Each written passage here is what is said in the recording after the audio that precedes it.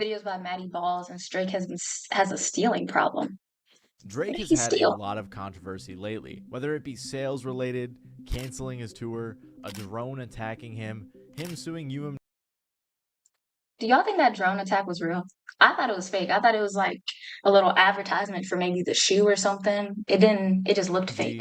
Or his beef with Kendrick. But one controversy that I think has gone way too under the radar is Freddie Gibbs, among other artists, accusing Drake of stealing their work. And this is far from the first time that Drake has been accused of Oh, stealing someone else's work in his music. It all started on February 13th of this year when Drake and Party Next Door released their collab album, Some Sexy Songs for You. After the release, Freddie Gibbs tweeted $3 for you, referring to his album Soul Sold Separately. This album was also stylized with what? $3. If you guys don't know, Freddie Gibbs is a very successful rapper. He's not like super mainstream, but he's worked with tons of great producers, for example, like The He's Alchemist an older and rapper people like too, that. right? And he's fairly respected in the hip-hop community. And while you may think just some dollar signs is not a big deal, he also tweeted, "Damn, they even stole the rabbits too. I'm flattered." Freddie said this because there was rabbits on the back of the cover that had the track list of Some Sexy Songs for You. And Freddie is referring to the Soul Sold Separately album cover, and Freddie in general is known for rabbits. He has tons of rabbit visuals in songs like Big Boss Rabbit, Space Rabbit,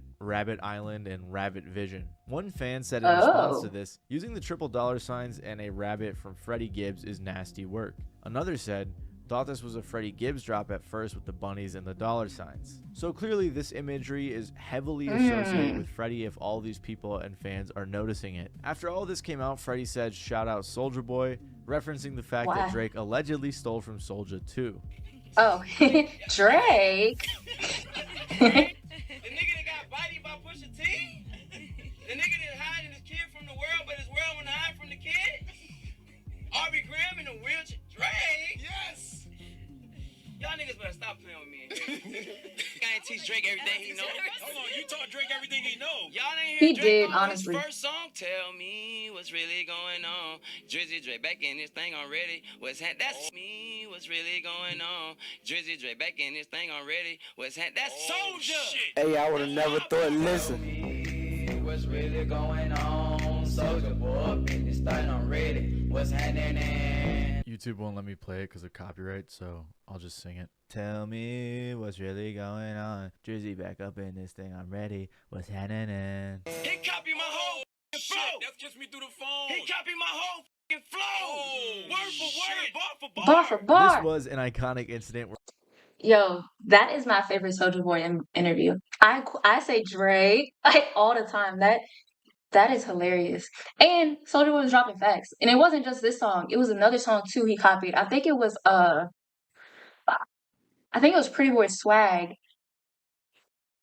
Yeah, and I don't know. I feel like people didn't know because Soulja Boy just be talking sometimes, but he came with the where facts. Drake was called out for stealing Soulja Boy's flow word for word, bar for bar. Some claim that Drake was just paying homage, but with all of the examples of Drake stealing or borrowing artist flows, I'm not so sure about that. So clearly Freddie was making a pretty funny reference after accusing Drake of stealing his too. Anyway, some fans tried to counter by saying that this isn't unique to Freddie, it's just dollar signs and rabbits. But a statement from the interviewer Bootleg Kev made this incident Suspicious. seem a little bit worse for Very Drake. coincidental. Kev said on Twitter, myself, Freddie Gibbs, and Drake sat at a bar in West Hollywood for over an hour talking basketball, hip-hop, etc. Gibbs, my witness, Drake was arguing with me about why I thought he didn't have a classic album. Same convo where Drake and I made a bet about my Phoenix Suns. During that convo, Fred and Drake talked about his hopping on something for Soul Sold Separately. Freddie sent him a record Pharrell produced that never made the album, but Drake had intended to get on it or something. Never came to fruition, but Drake is a fan of Freddie, as any hip-hop head would be. Oh, This post see? was also accompanied with a pic of Freddie and Drake, proving that at the very least they had talked to each other and know each other. Kev followed up by saying,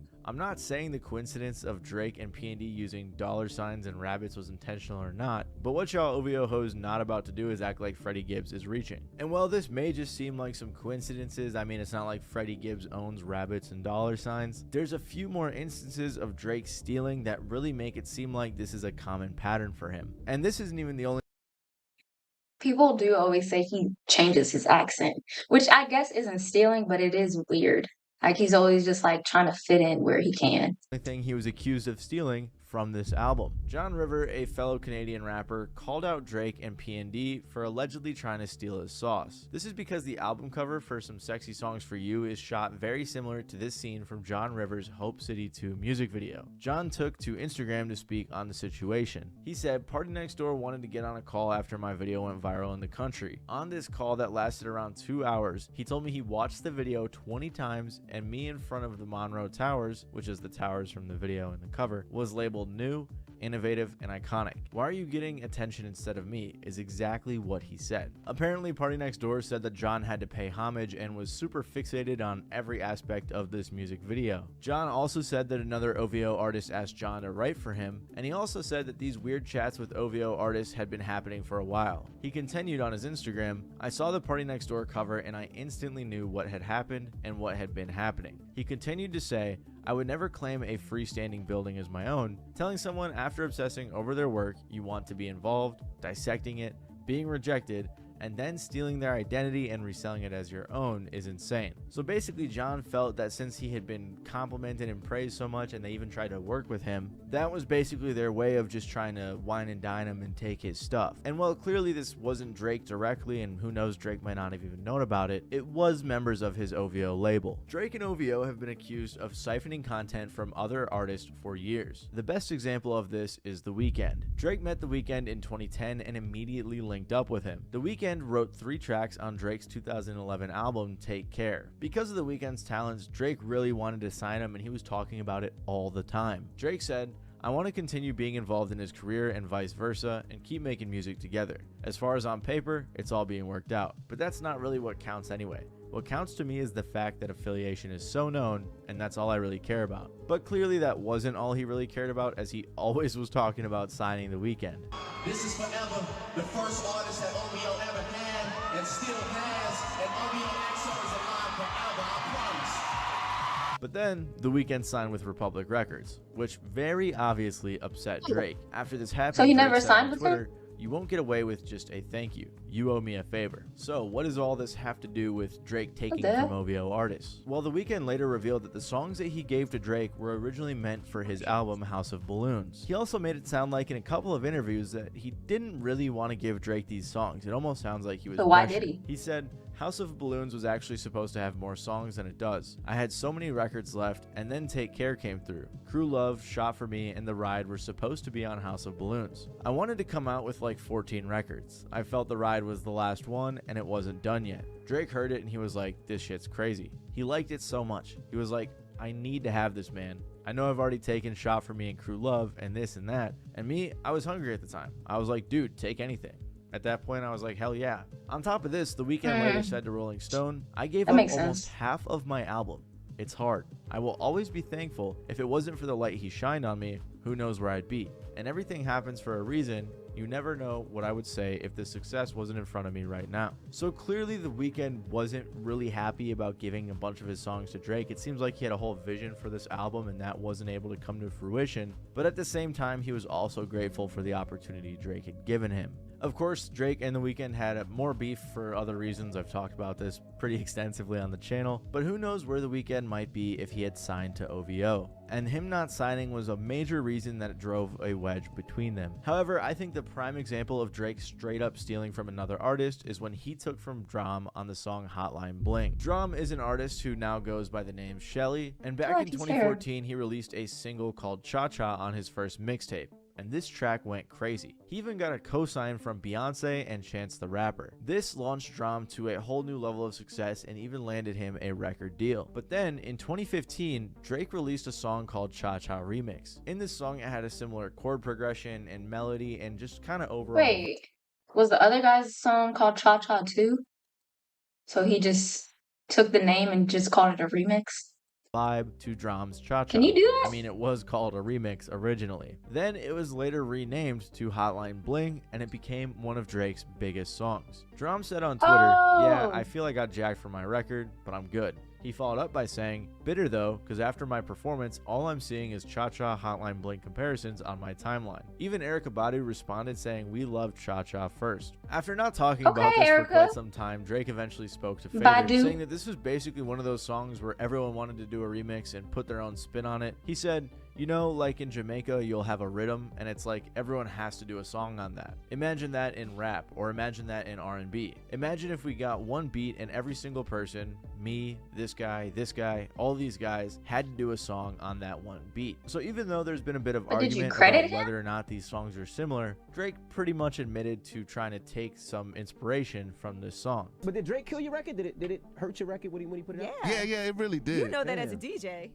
Damn, but I thought it was still gonna work on the charts. Damn. You would at least think the DJs would blend it in. But guess what? Play Guess Cha-Cha what? and Hotline Bling. They probably didn't know.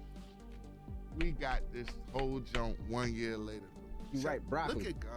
I heard Look at God. And let's get the record straight, yo. I don't have a personal problem with Drake. We know you feel me? Like, it was just that record where was the issue. Like, bro, like, I listen to Views, I listen to artists. Like, he's one of the Well, is this the artist? And then the song is like, I Smoke Broccoli. It's like, I grew. Is that what they was talking about? Do you feel like you got what you deserved out of the Cha-Cha record, though? Like, do you feel like you got the most out of it for you? Why Charlamagne got that scarf on like that? And God's playing, yeah. And clearly, Drake's song heavily overshadowed drums. This incident resulted in fans saying things like, Drake is really the British Museum of the music industry. For some reason, years later on the track Back Outside Boys on his collab album with 21 Savage called Her Loss, Drake decided to diss Drum even though he took his song, which prompted Drum to respond in a video. Why would you diss him?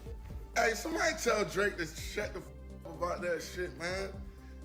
5 years ago, this nigga never even touched me, nigga. I pressed his ass. His bodyguards, goddamn, I ain't gonna hold you. His bodyguards went to town on the kid. But his bodyguards did, not his bitch ass.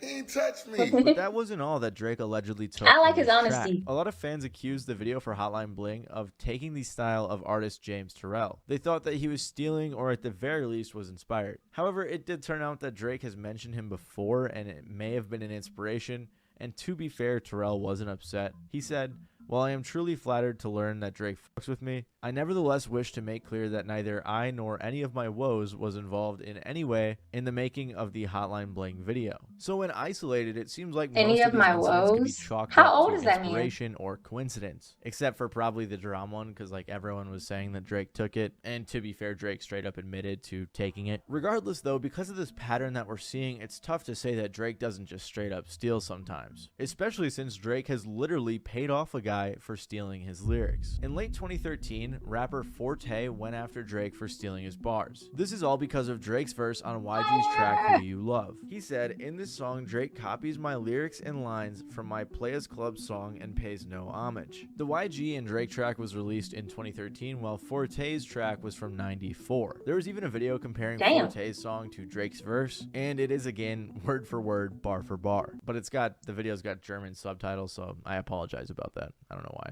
it has that. Freaky in the studio late night. That's why the beats that you hear coming real tight. We turned up in the studio late night. That's why the songs that you hear coming real tight. Something to roll to, something to stroll to.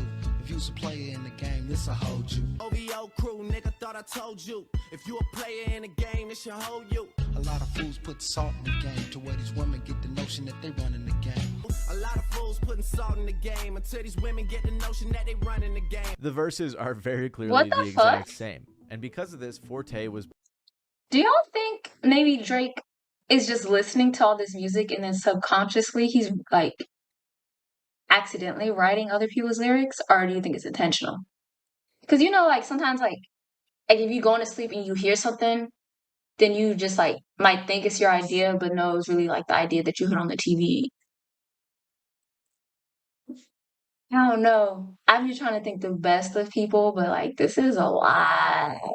I think he might be doing it on purpose. Planning on suing. However, Or he never his- did. But according to his whoever manager, his ghost Drake's writers label are. paid $100,000 to settle the beef, which to me seems like hush money, because if Drake That is was hush really money. paying homage, then why would he pay this guy? It's likely he might have been worried about a lawsuit, so that's why he paid this guy off. And of course, there was also the infamous incident where Drake was accused of stealing XXXTentacion's flow. I'm sure we're all familiar with the track Look at Me by X, which was going viral at the time that Drake previewed a snippet for a track called KMT. And in this song, the flow was extremely similar to X's. Demon just got out of can. I gave my bro an advance. Love is just not in my past. Can't keep my dick in my pants. My bitch don't love me no more. This resulted in an entire beef between the two artists, mostly X just calling out Drake, and many fans sided with him because of the similarities. Drake. Okay. Drake hit up a DJ that I fuck with. You feel me? And bruh told me, he was like, yo, the nigga Drake watched your interview. He said he fuck with you and he fuck with your partner Ski Mask. He's like, yo, he's saying he go call your manager within the next few days. Okay. So I'm amped up. Nigga, I fuck with you. Of course. He was supposed to contact one of my managers. So he doesn't do it. That same fucking week, bro. I go on to, well, I can't go on to it obviously because I'm locked up. Yeah. I'm on the securest phone, you feel me, for this shit. So you in jail, he's supposed to contact your manager, and then what happened? He dropped the fucking video of previewing that shit in Amsterdam with some nigga from the UK. X claimed that Drake had actually reached out to his team, so Drake was definitely aware of X when he made this song with that flow. And it wasn't just the flow, it was the rhyme scheme too. In the comments of this video, a fan said, Drake is infamous for stealing flows. The truth is, Drake is a culture vulture, biting flows and entire styles. There's influence in creating something derivative of someone out of respect, and then there's straight up copying / biting someone's entire flow or style, which Drake is guilty of countless times. And clearly, as we've seen, this is becoming more and more obvious. A YouTuber by the name of Kamal that I think is super underrated made a video talking about how Drake is a fraud and copies all sorts of different styles. I can't really explain it as well as he can, so I'm just gonna let him explain. The greatest advice Wayne has ever given me, and it's a constant, it's less of advice and more of a constant. Let me take a picture of this man's I name. love him so much for saying this to me, is, you know, he's always just like, man, please be yourself. Please don't ever try and be Please be yourself. Don't ever go get tattoos. You don't have to dress any different, you know, because I like from the day Lil Wayne tried to help me to now, I haven't changed anything about myself. Aubrey, what happened? You can tell me. Wayne, why would Drake be himself when he can just pretend to be a bunch of other people? Because this is what Drake has become over these past 10 years or so. He sees a culture that has a buzz and that he has no genuine appreciation for, and attaches himself to it like a leech for clout, validation, and financial gain. He did it with the UK scene, the reggaeton scene, the Caribbean scene, and now the Atlanta scene. So like I said, in isolation, all of these... Okay, see? That's the thing. I don't know if he's just like, I don't know, some people just like to make music, you know how like Beyonce is like doing country, she's doing supposedly a rock album, but that's not her genre. Like, is that what Drake is doing? Actually, I don't think that's what Drake is doing because he only goes to these genres when they're popular. It's not like, don't know if you listen to country music, and Beyonce still dropped it because I guess she likes country. Yeah, okay. These could just be instances of influence or coincidence, but after paying off a rapper who to Jacking Drom's song, and countless other examples of these things that we've talked about in this video, there seems to be a pattern of Drake just taking whatever music he pleases, repurposing it as his own, and since he is the bigger artist, most people are going to know that from him and not from the smaller guy he took it from. If you like this video, you might like my video about Drake's